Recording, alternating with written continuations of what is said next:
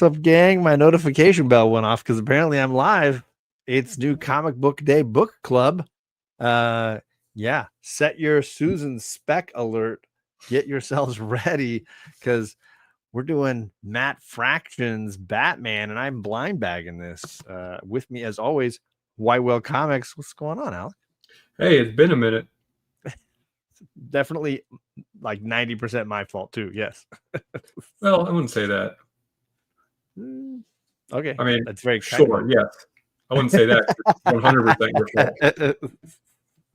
Yeah, definitely not a ton of books that we were like, oh, we got to talk about this or we should discuss that. And yeah, it's kind of funny because, you know, obviously when the show started, we were doing it weekly and it was just like, oh, we're going to buy a book that is coming out on Wednesday and talk about it, which we're doing tonight.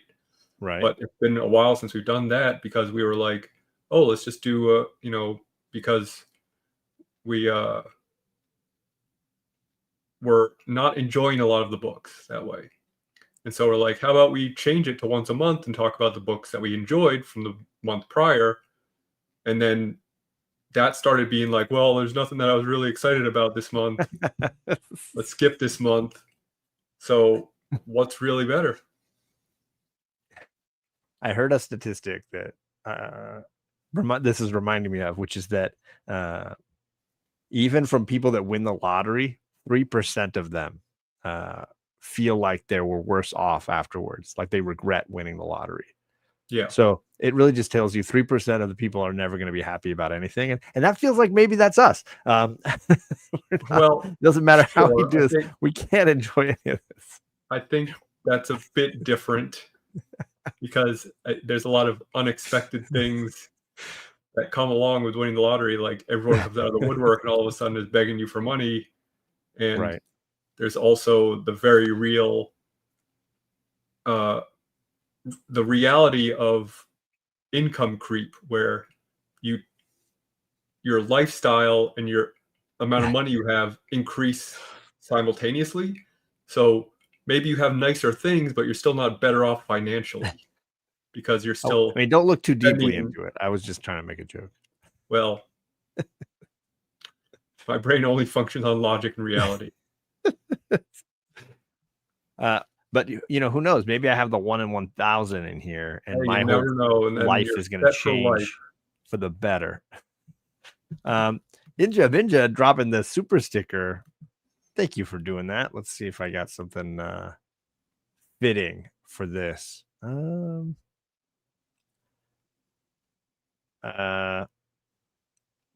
Let's try this one. Oh my God.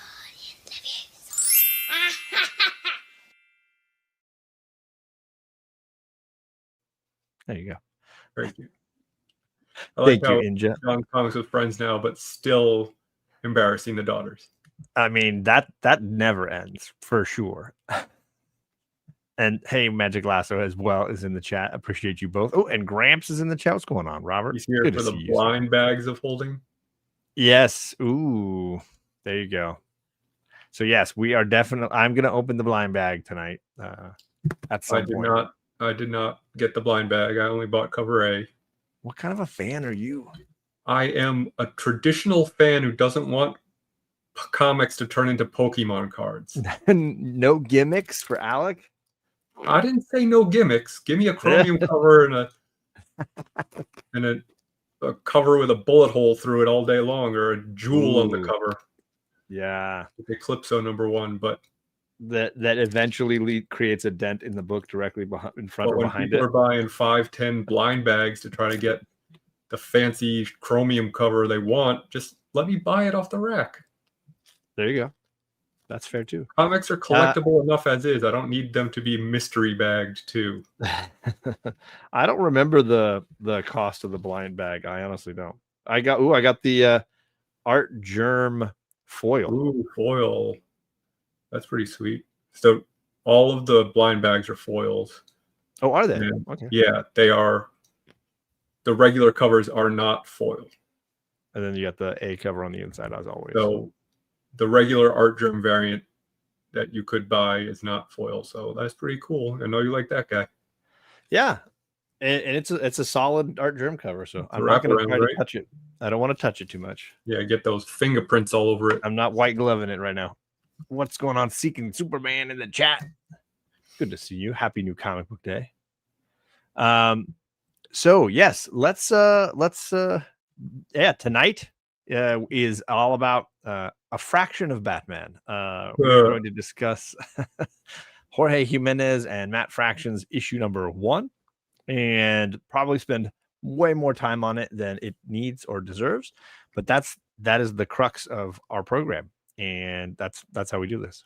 I'm curious. Pick apart things to a level that no one else dare, because it's not worth their time. But our time is worthless. I was very curious about this because obviously Chip Zdarsky had just kind of finished a run, and now having Matt Fraction take over, I was like, okay, how is this gonna compare? What's this gonna be like? Did you have any preconceptions or thoughts going into this before you read it? Yeah, I mean, I enjoy both of those writers quite a bit in a lot of their works. Obviously, the Fraction Hawkeye run is one of my modern favorites. Zdarsky has done a lot of great stuff that I've enjoyed. I felt like going into this, that Fraction is more suited in his writing style for Batman than Zdarsky is. I only read the first couple issues of the Zdarsky run and wasn't really into it. I think we even talked about it on the show when it came out. We did. So those were my preconceived notions about the writing. Yeah, and I think in both of their cases, I was hoping for a bit more humor, but obviously it's Batman. You can't go too far with that kind of thing. And obviously they don't let their comedic sensibilities get in the way of what's going on here.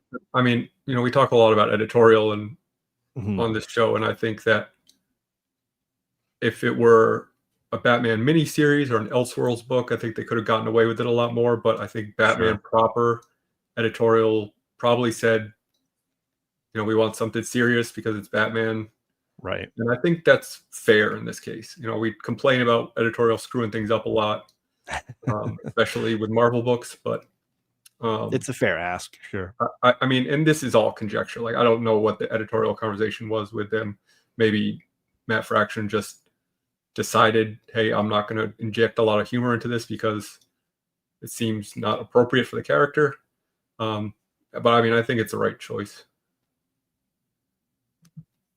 What's up, Kevin? Good to see you, sir. And TJ says, I've chosen you over True Detective season 1, episode 4. That's a lot. That's a lot. That's a big mistake. True Detective season 1 is all time. It is absolutely top tier. Inversely, I don't know that I feel the same about this issue of Batman. I'm curious so I guess I'll tell the story. Do you want me to tell the plot? Yeah, you can do a little recap. Yeah. So we start off with 2 police officers in downtown Gotham, a young sort of rookie, and Jim Gordon back on the beat. I am unaware of his current arc of where the character is, but he is now in this issue basically a beat cop. He's back in uniform and riding in a car with a partner. Yeah. So before we get too much into this, obviously I've not been keeping up with Batman before this. Yeah, same. I never felt lost really, but I will say I'm pretty sure Hush 2 is still not done. Yeah, you're right. So I don't know, does this continue directly from the end of the Zdarsky, or I don't know. Does this continue from what hasn't been finished yet? And as far as I know, Hush is appearing, that storyline is playing out in a few different places. So it got delayed, didn't it? It did. It was supposed to finish before this came out. Right. And then there was a kooky numbering issue where it was like, yeah. So I mean, if anyone in the chat knows the answer to that, what's up, Terry? Good to see you, sir. But yeah, you don't really need to know how Gordon got back on the beat, but he's there when Killer Croc comes sort of rampaging through his portion of the city, and they call for backup. And it cuts away to this actual image basically here. And Batman is in Killer Croc's, I guess you could say, bedroom in the medical hospital where they've been caring for him. And he's having a conversation with his doctor about his, yeah, I mean, I'm sure she's some kind of doctor, right? They called her doctor. Yeah. And he is concerned that Croc is beyond help, that Croc has basically stopped being Waylon anymore and has become this beast. And the doctor is trying to say, look, I make my living on people being able to change, that people can grow and heal and fix themselves and things. And so I believe that Waylon is capable of this, despite the fact that he seems to be mutating in some manner, because the Croc that we're seeing has, in the same way that the poison ivy that we got in the solo run was kind of transforming in some way, having these strange growths, Croc is doing something of the same. Yeah, she said he literally shed his skin and is kind of renewing himself. And Batman keeps repeating this mantra of people don't change. That's his mindset, and her mindset as a brain doctor is that no, people can change, because if they can't, her whole career is kind of pointless. So of course she has to think that way, but you would think that her expertise and her years of doing it would prove that she might have an idea that it can change. But Batman's being a stubborn Batman. I mean, to be expected, I guess. And so he basically darts off and goes flying into the night to go chase down Killer Croc. And we get to have some sequences with him talking to AI Alfred. He's got this hologram of Alfred because in this current storyline, Alfred has died. And so he's got this hologram of Alfred in the Batmobile and the Batcave wandering around with him. Basically, he can see it through his owl, I guess. What's up, Captain Laughs? What's going on? Good to see you. So he's chasing Killer Croc through the city and trying to rescue people because Croc is, I want to say, heading to the zoo, right? Isn't he going like to a crowded area? Yeah, I mean, eventually he tracks him down at the, I think, Natural History Museum, but that's what it is. Yeah, with the dinosaur exhibit. He does reference the zoo because he says he ate an animal at the zoo or something. And there's a security guard or whatever at the History Museum who's trying to shepherd out some. Well, you skipped a part too. Oh, did I skip a part? Where he rescues the two women. Sorry. Oh yeah, he runs through basically the Gotham City's Central Park area, or drives through, I should say, where there's this gang of hooligans coming across these young ladies in the park and are basically assaulting them. And Batman rides through, murders a number of them. Seems to, yes. Takes them out, and then leaves the car to watch the women until the cops show up, and then follows Waylon into the History Museum. Good. Sorry, I forgot about that. Because he sees a butterfly that is not indigenous, and so he knows that, oh, this must have come from the History Museum. So he follows that to the big hole in the wall that Waylon has made to get into the History Museum to see the big dinosaur. Yeah. And that's where he finds the security guard, and he tells the security guard, like, the gun's not going to do anything but piss off Killer Croc. So why don't you just take these people out and get them outside? And then he does this cool thing with like electrified light up gloves. And then he goes in and ultimately just sits down and has a conversation with Waylon looking at the dinosaur.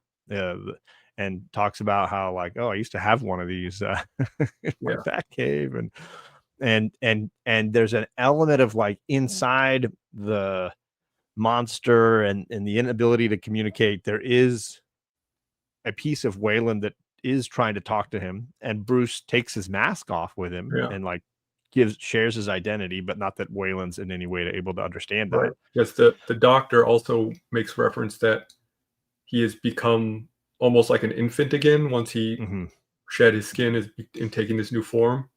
And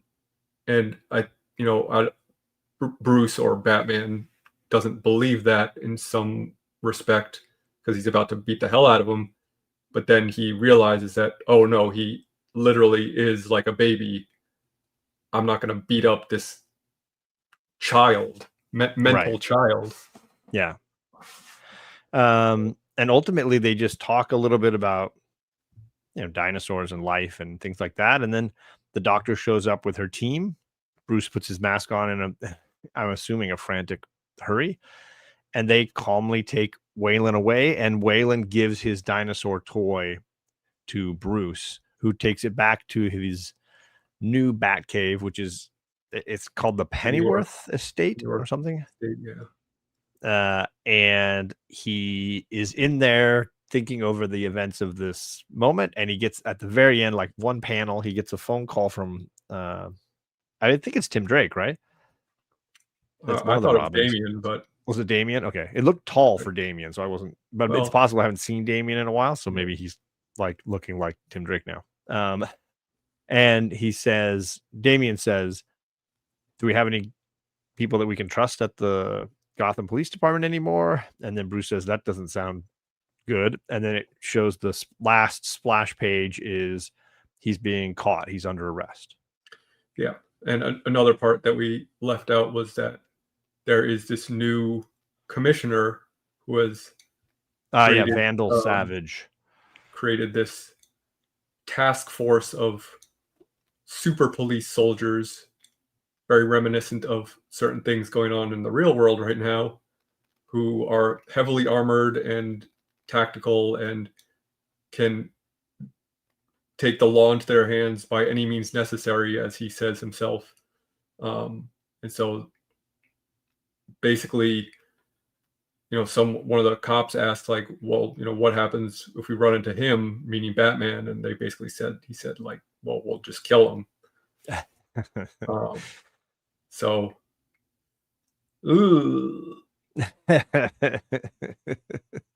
so yeah, that's basically it. You get a hint at where the Gotham Police Department is these days. You get a hint at what's going on with Killer Croc. You get a fair amount of time understanding where Bruce is these days and his, loss of Alfred and the AI that he's created and his new existence. And then a glimpse of Damian, and that's pretty much it, right? Did I summarize well enough? I think so. Okay. So, do you want to go with your thoughts first? Do you want to share some thoughts? Sure. First thought, Jorge Jimenez is incredibly talented. For sure. Especially some of the splash pages are just like crazy. That one that you used as a background where he kind of like fish-eyed the scene because the building kind of curves underneath him. The scene where he's flying through the city, which was, I thought, a very cool modern reimagining of Gotham to look kind of more like New York or London, like it's not that Art Deco look or that, steamy industrial city that we see. Like, it looks like a modern metropolis, for lack of a better word. But I've always seen. No, go ahead. Sorry. I've always considered Gotham to be New York and Metropolis to be Chicago. Sure. And I feel like this is kind of so it was. I thought that was really cool. And it's not the Tim Burton Gothic, right, or the animated series, right? And it's not, but it's also not. Which I love both of those, by the way. But it's sure. Always but cool that it works in some stories and not in others, right? And it's not the Snyder and Capullo sort of more modernized Gothic look. This definitely feels more like aligned maybe with the Christian Bale Batman Nolan films as far as making it feel like a real lived in modern city. Mm-hmm. Yeah. And again, the uniform's back to the brighter blue. Blue and gray, feels, which I like. Yeah. That's what I grew up with, for sure. So first off the bat, art, great. Really, really nice book to look at. I really enjoyed the kind of like return to Batman being powered by tech and like gadgets, I guess. Sure. And they really, highlighted each one where every time he uses one, there's kind of like a little bubble describing what it is and how, it says like, oh, bat wings hover, because he can fly through the city with his cape because they turns into like a squirrel suit. Or when he powers up his lightning fist, it tells you what that is. And he has like a little either scanner or light on his thumb, which he used to illuminate the butterfly. And so I was really into that. I thought some of the details, like the dinosaur, him putting the dinosaur in his new bat cave because he doesn't have the giant dinosaur anymore. Yeah, he got from Killer Croc. I thought little things like that were really nice.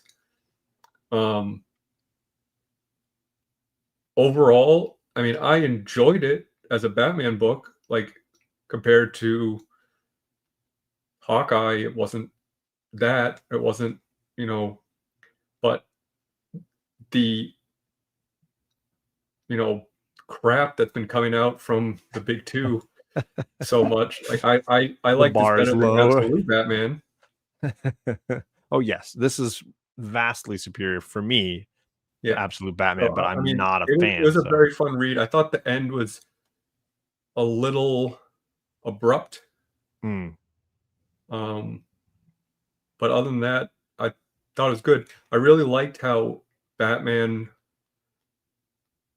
showed kindness, which you haven't seen much lately. Like he's just this brooding, tough guy. But with the women in the park and, making sure the kids were safe and even how he interacted with Croc, he wasn't just, I'll beat everyone up and find out the truth later. Right. He, made sure the women were all right. He didn't just save them and take off like he might have in other more recent titles. And I'm not certain that he kills those guys, but he definitely nearly kills them. He runs them over with his car going what appears to be rather fast. Yeah, they bounce off of the car and then he grabs one of them. A bunch of them in the face. Yeah. I mean, they are trying to murder two women with scissors, so I'm not saying they're great guys, but yeah, no winners here. For he's sure. not Judge Dredd. He shouldn't be.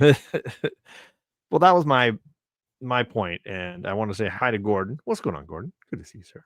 And Ruben Guzman. What's on, Ruby G? I totally agree. The artwork is excellent, and I do like the idea that this is maybe a Batman that's in response to how dark it's gotten in these stories. The constant, like, everything's got to be super brooding and there's got to be a ton of like death and violence. It's got to be super graphic. That whole Absolute Batman era we're in, where it's like, no, it's not a bat symbol anymore. It's an axe and I chop people up with it. Like, it's like that's where Batman is now. That's how far it's gone.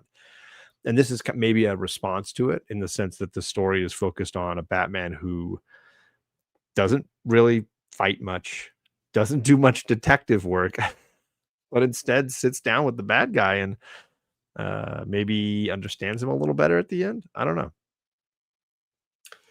Yeah, I don't know that he doesn't do detective work. We don't see him doing a lot of it in this issue, besides kind of following the butterflies. Sorry, I got a kid asking me questions. That's okay. This is my job now. This is how I make a living. If only. I'm at work. Sorry. I mean, he does kind of like talk to Alfred about how he has a hunch about where Croc is, and although he does turn around, so does that mean his hunch is wrong and that the doctor was right? Right. But Alfred does make a joke about him being a detective. So I would expect we're going to see some more of that. Sure. But, and I don't know if this is just my imagination, but I always kind of saw Batman as more of a crime fighter book, and Detective Comics is more of a him solving crimes. Right. I don't think you're alone in that. But I don't think it's been that way in a long time. So I appreciated that it was a slightly different take. I just don't know that I felt like the issue had like a real perspective to present about this world. I think it didn't feel like it had a point of view that it was trying to express, or a vision of Batman and Gotham. It seemed a little bit amorphous here for me. I feel like, a lot of times a new creative team comes on one of these titles and they've got a real vision. And the first issue is like, look, this is what we want you to see and get from this book. And this one, I don't even know that it feels like it sets anything up except the Vandal Savage police force thing. Like it's the Killer Croc story is kind of one and done in some ways. I don't know that we're going to get a ton more from it. And I kind of disagree. I think what they did with this issue was kind of reintroduce you to Batman and say, this is the Batman we're going to tell stories about. Because like we were saying, this isn't a Batman that we've seen recently. And I think, maybe it wasn't the right way to go about it. If you feel that way, that's reasonable. But I felt like it definitely had a perspective. It didn't, I agree, it didn't set up like this grand story as of yet, but it, laid some foundation for something moving forward, but said, here is the person, here is the hero we're telling you stories about. And right. if you want that kind of story of that kind of hero, stay tuned, because hint, hint, we got the Joker coming up, as it's showed in the kind of teaser page after the last page. I just don't feel like they still, I don't know that they presented a very solid perspective. It still felt very much like other Batman. It didn't, there were hints of like, and we've discussed some of the, more kinder, gentler, compassionate, cares about rescuing people, Batman. But it felt like it was like in passing, like it wasn't like the real focus. And I think all the other stuff felt so typical. It just, it felt, it didn't stand out as like a truly unique Bat story. And it felt very common in some ways for me. I don't know, maybe I just have like such a low expectation for superhero books these days that I read this and thought, oh, well, this is pretty cool.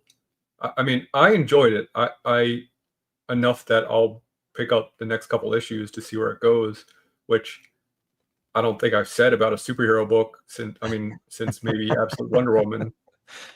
Right. It does hint, as you were saying at the end, a little bit of what's to come. They give you this. I don't know that I got Joker, although I guess that is Joker, isn't it? Yep. On the last, they give you this little page of like, which, by the way, is going to be the first cameo appearance of those sheep people, even though it's just a preview. Maybe another secret organization in Gotham. Yeah, the new Court of Owls. The Court of Sheep. Yep. The herd of sheeple. The sheeple. Yeah, I mean, I think like once this gets rolling and we get this, Batman versus the police, which has always kind of been, besides Gordon, has always kind of been like a classic Batman trope of him being outside the law and the law trying to do their job while, kind of understanding that he is able to do some things they're not, but at the same time getting pressure from the mayor or whoever that he is a vigilante and he shouldn't be doing this, like legally speaking. Right. But understanding that he does do some good, but now you have this commissioner who's hell-bent on militarizing the police and militarizing Gotham, and you do get this page of talking heads talking about the crime in Gotham, and which, yes, Gotham is crime ridden. That's kind of the point. If it wasn't, then Batman wouldn't need to exist. But there's always the question of, if Batman didn't exist, would there be so much crime?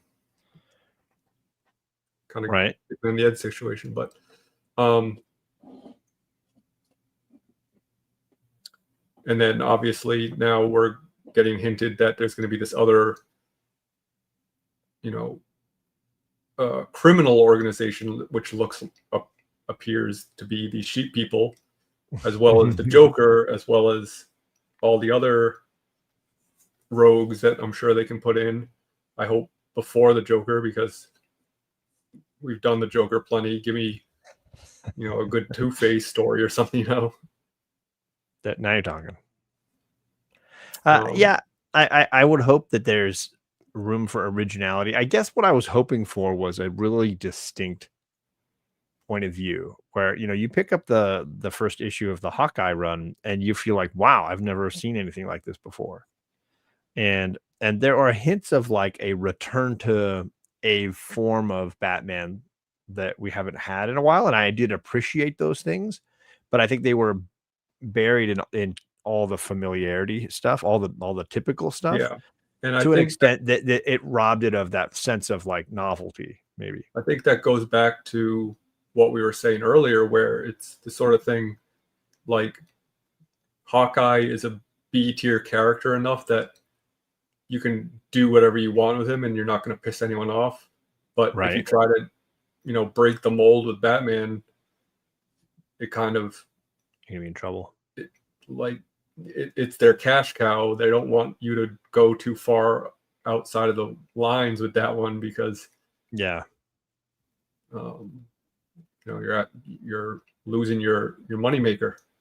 So I'm sure that they are kind of reined in as far as creatively how far they can push the envelope. So I wasn't expecting Hawkeye because of that, I guess. I was just hoping for a real a unique take or an interesting like perspective that maybe would be an option to explore. And I think there are hints of that, and it's possibly something that will develop over time. But I didn't feel, to your point earlier, I didn't feel the need to put this on my pull list to be like, oh, I got to see more of this. I'm perfectly happy reading this digitally later on. Like, it doesn't feel like I need to see this each month. Now, let me ask you this, as much as we've complimented Jorge Jimenez and his work, if, let's say, David Aja worked on this book with Fraction, would that have made it feel different to you? Was it because it looks too, DC proper? It wasn't kind of avant-garde or risky enough in the art department? I mean, it is some of the like DC norm stuff going on here for sure. Even if Jorge does a good job of giving us a slightly slimmer, more sleek Batman, as opposed compared to Absolute, anything's sleek. And compared to the 8-foot tall linebacker that's been going on in some of those other books. So I did appreciate that. He did seem a little more young and spry. I don't know. I don't know that I necessarily needed the novelty to be strictly in the visual sense. There's definitely some of the stuff here feels like I've seen it in other Batman books, as far as like, all the TV show talking heads, very Frank Miller-y. You get like, like it felt straight out of his playbook, some of those.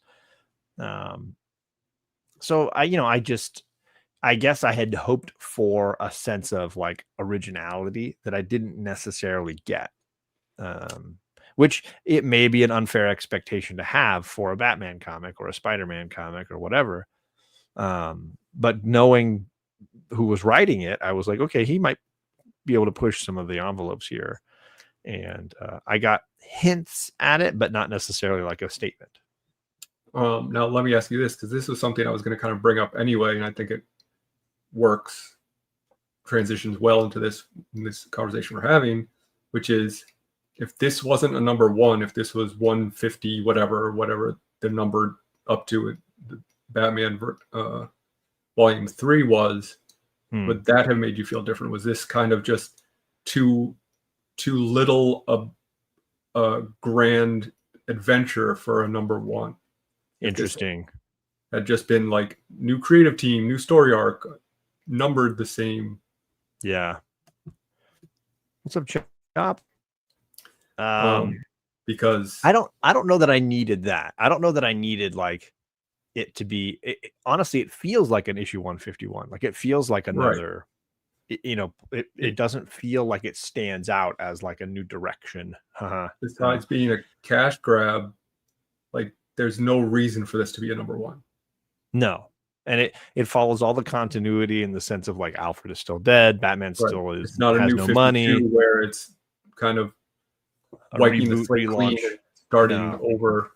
Not with a new origin issue, but with a, we're not following the continuity of what's happening. The Batcave's not there. Alfred's not back. It's still everything from the Rebirth run, just with a new. I do like that they used the old DC logo though. Oh yeah, I see it there. There it is. Oh, sorry. There. What's up, Greg? Yes, we are talking about the new issue of Batman.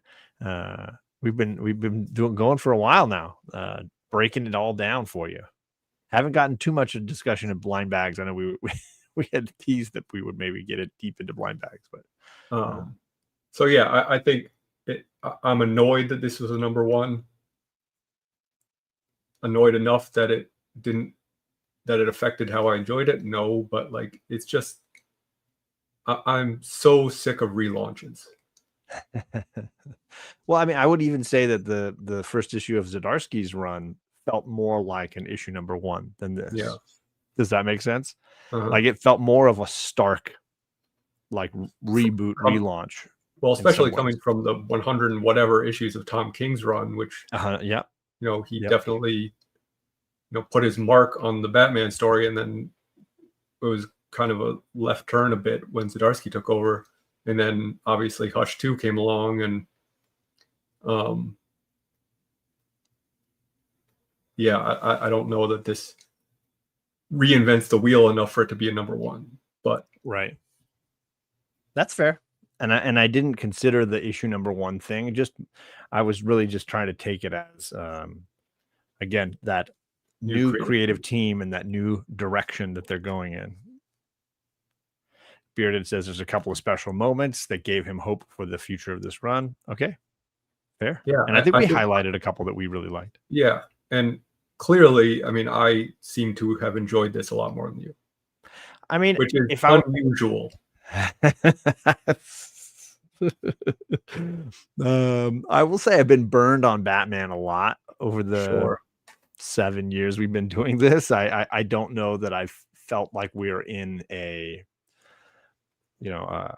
great era for Batman in that time frame. I don't know that we had a defining run on Batman. As much as I enjoyed elements of Tom King's run, I don't know that we've had something that I would point to as like, defining, history for that character. Well, let me ask you this, because I think the last time I really consistently enjoyed Batman and Detective Comics was probably, around Cataclysm, that era of mid 2000s, early 2000s. And that just might be because I was dumb and young and just, this is Batman. I like Batman. But I think that they weren't trying to reinvent anything at that point. They were just trying to tell decent Batman stories. Sure. With people like Brubaker and Rucka and like these great crime writers who were just writing decent Batman stories. And I think when you try to constantly like be Frank Miller in a way to say like, I'm trying to make my mark on Batman, is when you run into a little bit of trouble, because that besides Frank Miller, who can you really point to in the last 80 years of Batman that has done that much for the character, or really like McFarlane's Spider-Man maybe could be an example, but I mean, I would argue just against my better judgment that you could argue that Snyder and Capullo for a lot of people would fit that bill. I don't know that I feel the same way, but I know that a lot of people mentioning their favorite stories of Batman of all time, the Court of Owls, Night of Owls, whatever, the follow up, the death of the family and stuff, they would argue that maybe that is an example of not, certainly adding a whole new layer to the character in the universe of Gotham. Yeah. I mean, I think having a favorite story isn't necessarily the same thing as reinventing the wheel. But I see your point.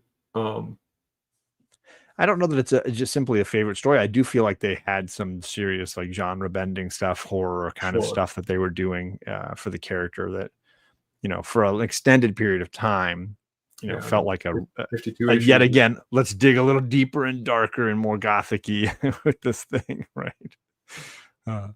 Rob Boswell's in the chat. 9 months of a channel member. What is going on, man? That's crazy.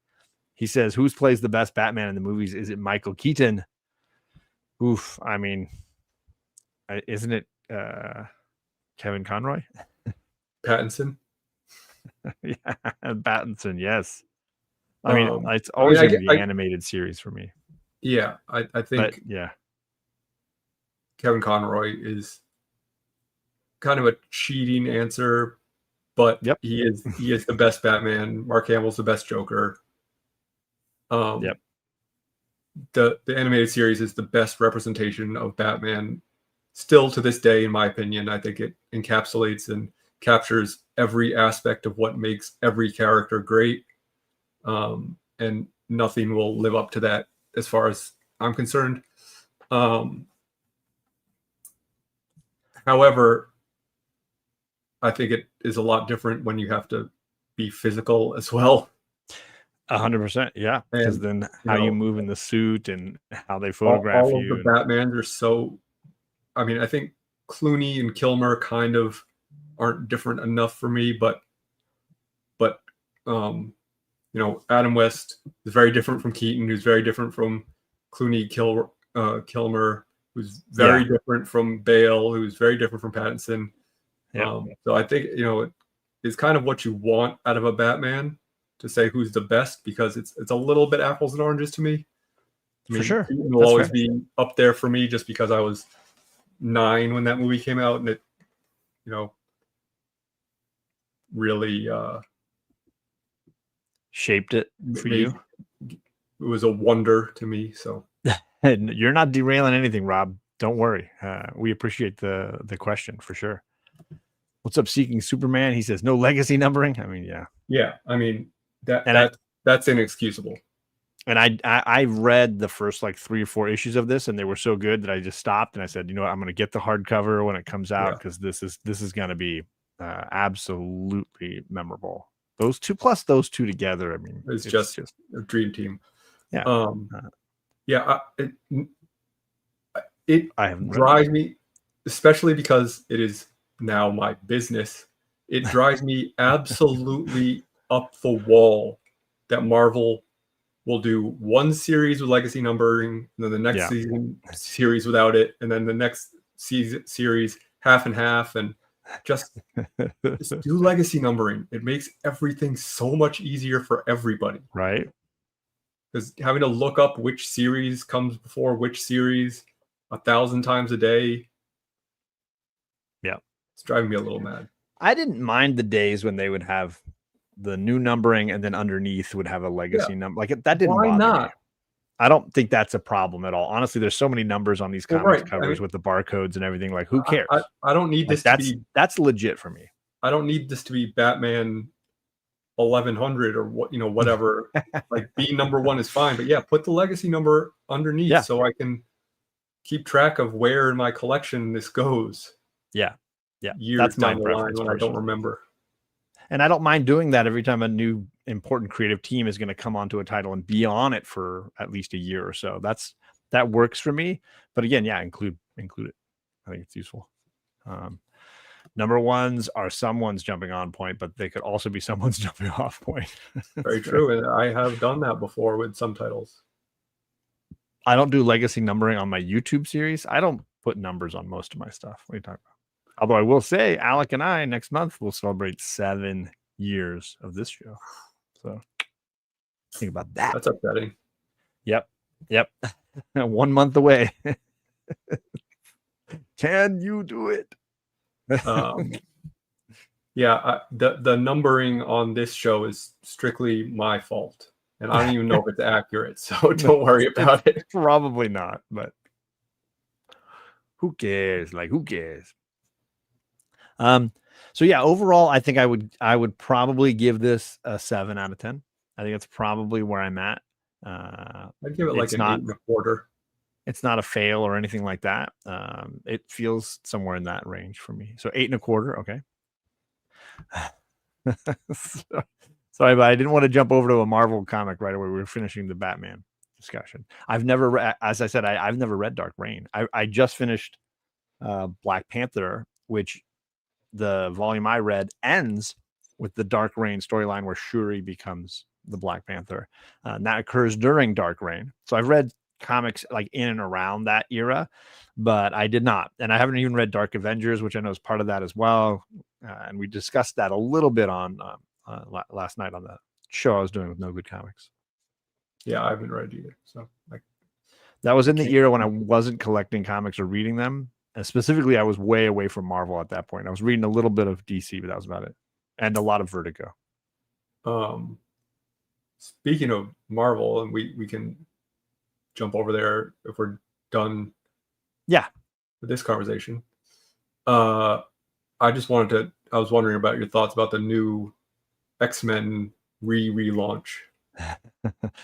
Because they announced a few of the new titles that are 19 titles or something stupid. And this is in the new year, though, right? It's not even this calendar year, right? I don't know. I thought it was with the Tales from the Age of Apocalypse or whatever it's called. Yeah, they're doing that Age of, is it Revelation? Something like that. That I believe segues into a relaunch for most of these books, and you're going to get a Cyclops book and something like that. There's going to be several like solo books, much like the post House Powers. Yeah, 11 titles type of thing, but they're doing that again, and there's like 6 main X-Men books and then a bunch of side character books. And yeah, I mean, I feel like to do something like 3 X-Men related books every month or more, or every week, or more, you need somebody running the ship a little bit. Right. And I don't know that they've had an overseer over all of this, specifically for that section or that corner of that universe. And Hickman was very good, I think, about being that player coach kind of guy. And I think he could, as best he could, kind of manage all those other books while writing 1 or 2 of his own each month, which was amazing. But I honestly think they should pare way down and go to, maybe 6 books a month and see what that story looks like. That and even then seems aggressive to me. It's a lot, even 6 books a month. But when it's like 18 or whatever it's at now. I understand they need to make their money, but most stuff has said DC's continuity is scary. It is, but I think you can find some good stories there that are outside of continuity. Yeah. Can we stop relaunching shit, TJ? I fully agree. I mean, I know that they have to make their money and they have to sell the titles that are going to make them money, Spider-Man, X-Men, Batman. But give me adjectiveless X-Men, give me Uncanny. And then if you want to do some solo titles, you want to do a Cyclops series, you want to do a Storm series. You're going to have a Wolverine book, right? Right. But, make those interchain, kind of weave into the main stories a couple times a year, not every single issue, because it's unmanageable and unreasonable to expect people to read that many titles to keep track of the characters. Sure. As we have discussed about why I stopped reading X-Men many times. And it was a flaw. You know, I wasn't trying to imply that even during Hickman's era, it was working, because it definitely was right. unwieldy then. And he was doing it to the best, I think, that it could possibly be done. And I think a smaller list would be far superior. I love both, and I have both in omnibus form. They're both really great. The benefit of the Joss Whedon run is it's self-enclosed, like it has a very beginning, middle, end to it. So if you just want to read that story and be finished with it, it works that way. The benefit of Morrison's is it's so full of nuance and depth, and idea and concepts are so big, and I think it's something that'll stick with you a lot longer after. And I think it's had resonance in that universe for quite a while after as a result. Yeah, I mean, and you know, again, we've talked about this before, but coming off of House and Powers, which we both agreed were great top tier X-Men stories, and then they're relaunching all these titles that we were both really excited about. Maybe not all of them, but I was like, okay, I'll read a couple, because, you know, I'm enjoying this universe that they're doing X-Men in. Immediately realized, oh, I need to read all of these, and stop reading any of them. Yeah, and I think, you know, obviously there's, for every book that was working, there's a Fallen Angels, right? there are those titles that just, you know, didn't go anywhere or amount to anything or add up to anything useful. So it was very, very tricky, I think, even in an era that I thought, for the most part, I really greatly enjoyed. It still felt way too much. And I think the problem is, once you've fed that beast from an editorial standpoint, where you're like, well, no, we can sell all these books, we should do it this way. It's hard to like put that genie back in the bottle and then go back to a very streamlined form. Yeah. I just feel like, as readers and as fans, they're taking advantage and kind of abusing us by doing that, rather than allowing us to enjoy. And like, I feel like that also, because everyone's budget, no matter if you've won the lottery or not, is finite. And you're not going to buy everything Marvel puts out every month, but their other titles must suffer, because people are buying, if people are buying all the X-Men books every month, they're not buying X, Y, and Z smaller titles that maybe would sell better if they didn't force you to read a million X-Men books. Yeah. No, that's a fair point. It was the same issue, I think, when we had 2 detective books a month and 2 Batman books a month, and several like solo, like mini-series Batman books. It was a lot, and a Batman fan was kind of left going like, do I need to be reading all this just so I can understand the Joker War or whatever event is going on? It's a lot for a fan to have to manage. I mean, it's nothing new. They did it with Infinity Gauntlet. Yeah. But I felt like those were a little more rare, versus like they're almost constant. Like there's almost always events happening now. I distinctly remember, after Infinity Gauntlet ended, the comic shop I was going to at the time had put together every issue in crossover Infinity Gauntlet. It was like 80 issues or something in a bundle. Yikes. And, you know, was charging whatever for it. But I was like, that's just crazy talk. TJ's shouting out the 70s as the perfect way to do it. Yeah. And I mean, I agree, just like tell good stories, but you know, the industry is different now. I think if they went back to that model, it would fail nowadays, partially because of the fact that they've ruined it over the last 40 years. They've trained us. Yeah. So if they just went back to Avengers, Incredible Hulk, Spider-Man, X-Men, you know, like whatever titles, people would lose interest because there's not enough content. Gotta have more content. You gotta have a certain number of books every single week, shows and 8 movies a month, and they have to feed into each other. Yeah, Yeah. So to your earliest question, I guess I'm not enthusiastic, and for me, and maybe it's this show and doing this with you for 7 years now, it's like I instantly start looking at creators' names. I'm not looking at, oh, sweet, a Cyclops comic, because nobody Right. says that. But instead, I'm looking at like, I don't know that person's name. I've never heard of their work before, or I've not liked this person's work and I'm not enthusiastic about this, or they were just on that X-Men book that I didn't like and didn't keep reading. And now they're getting another book. And I think not liking a creator's work and so not buying a book is fair. I think it's a shame, and I don't disagree with you that if I don't recognize a name, I'm less likely to pick it up, because I'm sure some gems that I would have missed out on over the years if I didn't give certain books a chance, just because I liked the character or I liked the way it looked, and I like maybe didn't know the artist or the writer at the time, but picked it up and said, I mean, even like Vision, the Vision miniseries, I could even speak to, because I wasn't super familiar with Tom King before that. And, it knocked my socks off, because I'm like, oh, this looks interesting. It's a different kind of take on a superhero character. Let me see what this is about. And if I just said, oh, Tom King, I don't know who that is, maybe I wouldn't have. Yeah. And then maybe I wouldn't have read Mr. Miracle, and then I wouldn't have. You're not wrong. What's up, Christina Payne? Good to see you. I think there is something to be said for not just using that one piece of information as your defining attribute of whether you want to look into a book or not. Certainly you want to know, like, what is the story that they're trying to tell, or what is the angle that they're going to take.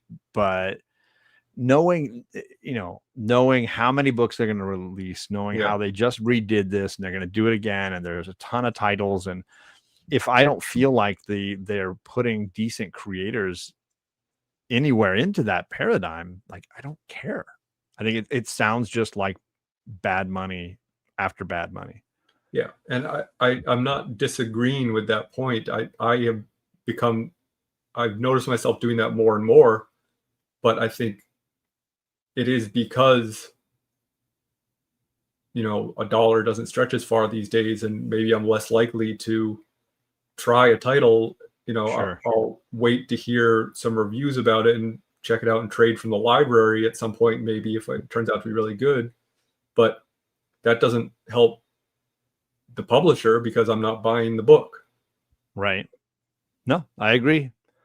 But it's the safest way, I think, as a reader, that I can ensure that I'm enjoying what I'm reading. It's the same way that I hear from like people like Greg about how great Batman and Robin Year One is, and then I come back around and find it later, and I'm like, this is great. I'm going to buy a trade, which I guess helps the publisher, but it doesn't help them keep the single issue market thriving. Yeah, and I will say, like, I'm more likely to buy an indie book if I'm not familiar, if it looks cool, but absolutely, because so much of Marvel and DC these days just does not capture my attention. Right. If I don't know the creative team, and I don't know that I might enjoy it, I don't even look at it, basically. Sure. And that's fair. And I feel the same way about indies as well. Giving an issue number 1 from Remender or Tinian a shot is a safer bet. Sure, but in an indie market, picking up an indie from creator X, who I don't know, but the book looks kind of cool. Sure. Like, I just got this today, and I know the artist, but I'm not familiar with the writer. Bromble. Jacob Phillips is the artist, but so if nothing else, it's going to look nice. But this guy milking a dead cow was enough for me to say, okay, let's see what that's about. It gives me Texas Blood vibes just there. Well, I mean, it is Jacob Phillips, so. Right, exactly. I will continue to beat the drum for Batman and Robin Year One. There you go. Well, when the trade comes out, we'll have to talk about it on the show. Absolutely, we will. Bearded on. I don't know when it wraps, because it's got to be nearing the end here, unless it's an ongoing, which I don't believe it is, from what I hear.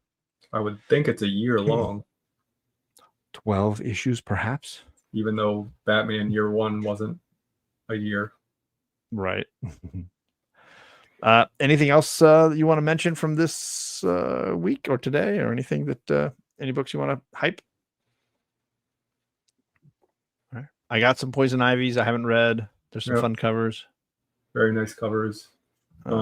This one was my fave. I like this one a lot. Yeah, it's pretty sharp. Is that the it was a pretty Gabriel cool? It's the Dell'Otto cover. Pretty cool Snake Eyes variant for G.I. Joe to go along with the Storm Shadow variant that came out recently. Let's see if I Nice. can dig it up. Here we go. Oh, nice. With the tattoo in the background. Yeah. Nice. Greg says there's 2 more issues left, he thinks, in that Year One, Batman and Robin. Yeah. Well, awesome.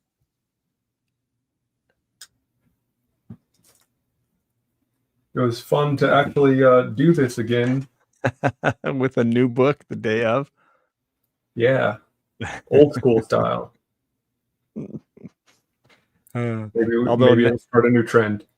Yeah. A new old trend. We'll see if we're doing one of these at the beginning of October, because some important stuff happened. Might be getting married at the beginning of October there in Florida. Maybe we can do an in-person one. Ooh, getting bold. Probably not. I don't think we're gonna have time for that. Christina says, "Don't forget to vote." I mean, that's very sweet of you, Christina. I appreciate that. Apparently, I'm old enough to be a Hall of Fame nominee. Me and Biggie Shack. If only I had kept my channel going, maybe I could. Isn't it hilarious that can you imagine a Hall of Fame where 2 of the nominees are me and Biggie Shack? Could not be more polar opposite. I mean, we appreciate each other at least. Oh, sure. But I just thought it was a funny list. You know, Biggie Shack does his thing. I respect him, but he's been blowing up lately. He's been putting out a ton of videos. Yeah. I'm just saying, like, personality wise, that's what I'm saying. Yeah.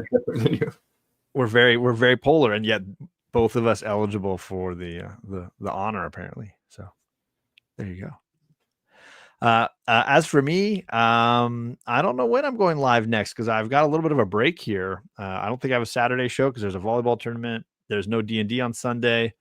So we shall see when the next live stream happens around this joint. I can't make any promises, gang. But I'm around. Things happening. Next week I've got JP visiting, so I will be busy with hanging out with him. But we'll probably go live at some point just to goof off. And I think we're supposed to go to Disneyland. I'm taking him to Disneyland for a day. So we'll have some shenanigans throughout the world, or specifically Southern California. Yeah, Bearded can officiate if you need. Just so you know, I've heard he does this. I mean, it's a bit of a drive. Don't you have to be like ordained in the state? Not that I'm aware of, unless Florida's got its own. Can't you just order some of this stuff online? And Oh yeah, for sure. I mean, my future mother-in-law is going to be the officiant, and she does not live in Florida. You spelled "your" wrong, Greg. Yeah. I wasn't going to point it out, but it's your channel. This is your old John. This is yours. He's your old John. You need a rug made, John, for the wall. I believe it was a rug. I do have. Does this count?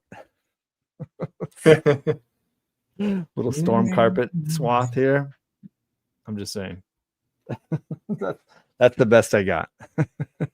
He just did one in Florida last year. There you go. True Detective, here I come. Yeah. Good choice. You will regret wasting an hour to watch it after you watch that. I thank everybody for coming by, for hanging out, and hopefully we'll be doing this again here soon and having a laugh with everybody about the next Batman #1. So until then, we'll see you guys again later. Peace.